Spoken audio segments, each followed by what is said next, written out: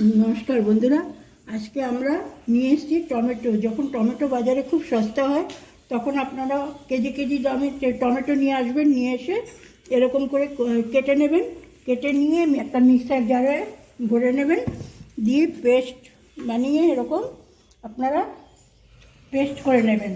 তারপরে এটাকে ফুটিয়ে কড়াইতে, এবার আমি কড়াইয়ের কাছে নিয়ে যাব, কড়াইতে দিয়ে দেখাবো কীরকম করে এটাকে ফুটাতে হয়। এবারে আমরা একটা কড়াই বসিয়ে ওর মধ্যে গ্যাস ঢেলে দিলাম টমেটো পিউরিটা।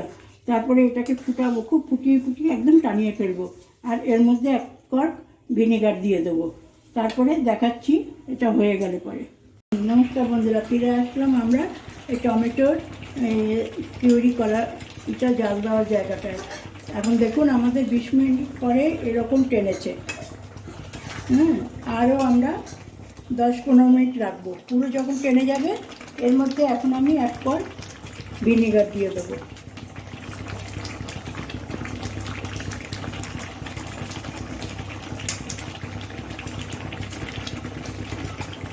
এক কর্ক ভিনেগার দিয়ে দিলাম, ব্যাস।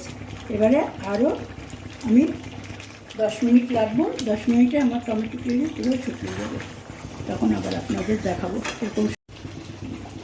এবারে আমাদের দেখুন পিউরিটা কীরকম টেনে গেছে।